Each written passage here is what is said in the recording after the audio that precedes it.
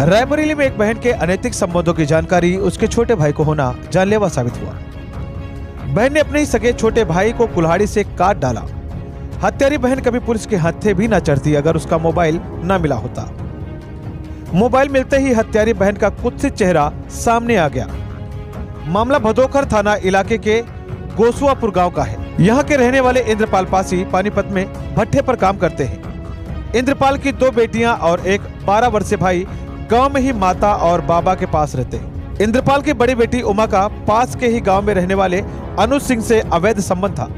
उमा अपने प्रेमी अनुज के पास ही स्थित ट्यूबवेल पर मिला करती थी। कुछ दिन पहले छोटे भाई हिमांशु ने दोनों को ट्यूबवेल में आपत्तिजनक हालत में देख लिया था। छोटा भाई चूंकि 12 वर्ष का था और बहन का इस तरह किसी अनजान से मिलना अखरा, तो उसने कहा कि वह सबको बता देगा। उमा और अनुज को राजपास का अंदेशा हुआ तो दोनों ने भयंकर निर्णय ले लिया और एक साजिश रच डाली।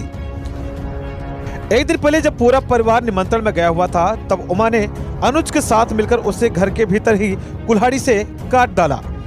बाद में पुलिस को सूचना देकर भ्रमित करते हुए गांव के एक हत्यारोपी को नामजद कर दिया। पुलिस इसी लाइन पर काम कर ही रही थी, तभी सीओ सदर वंदना सिंह ने उमा से पूछा कि तुम्हारे पास कोई फोन है क्या?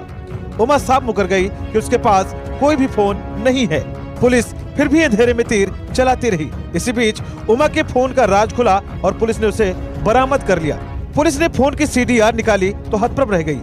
कॉल डिटेल के मुताबिक उमा और अनुज ने ही मिलकर 12 वर्षीय मासूम हिमांशु को कुल्हाड़ी से काट डाला था। पुलिस ने दोनों को हिरासत में लेकर कड़ाई से पूछताछ किया तो उन दोनों ने अपना अपराध कबूल कर लिया। पुलिस ने फिलहाल दोनों को जेल रवाना कर दिया है। रिपोर्ट देखें।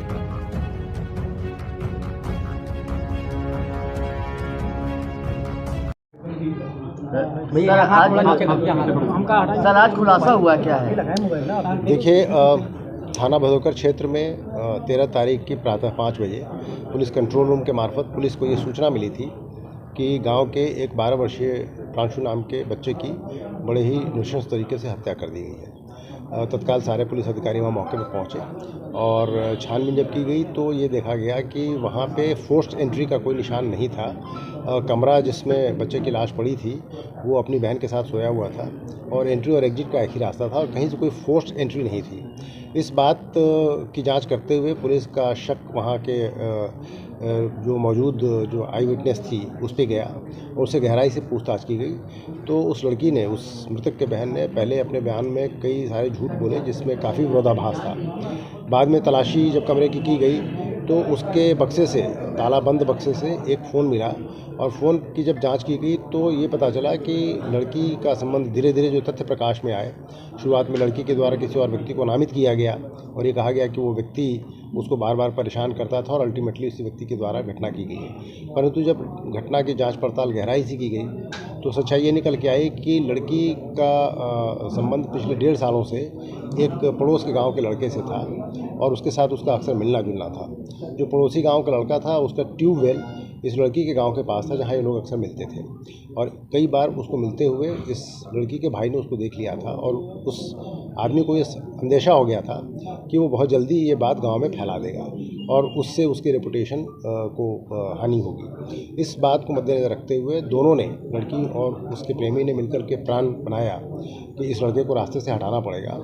और घटना की रात, जिस रात न तो उसकी माँ घर पे थी न उसका फादर घर पे था, वो लड़की ने फ़ोन करके अपने दोस्त को बुलाया। बुलाने के बाद वो ट्यूबवेल पर उससे मिलने गई। वहाँ उन्होंने प्लान किया और लौट के उसने जाकर के, दोनों ने मिल करके उस बच्चे की हत्या कर दी।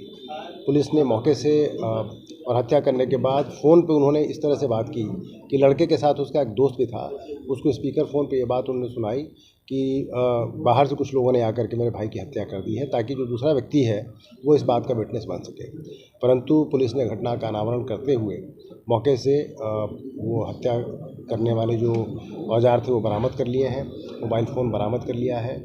घटना का अनावरण करके जो लड़की और उसका मित्र दोनों की गिरफ्तारी की जा चुकी है और पकड़े गए व्यक्तियों से अन्य पूछताछ करके बाकी जानकारी इकट्ठा की जा रही है। लड़की का फोन शुरुआत में लड़की से पूछा गया, क्योंकि लग रहा था कि बाहर से सडनली कोई व्यक्ति ऐसे कैसे आ पाएगा। तो लड़की ने ये साफ साफ कहा कि उसके पास कोई भी फ़ोन नहीं है, वो अपने किसी रिश्तेदार का, जो उसकी कज़न सिस्टर, उसका फ़ोन इस्तेमाल करती है, और पुलिस को सूचना भी उसी फ़ोन से दी गई थी। लेकिन छानबीन से और तलाशी से जब फ़ोन निकल के आ गया तो पुलिस को आगे की जाँच पड़ताल करने में काफ़ी सहूलियत प्राप्त हुई।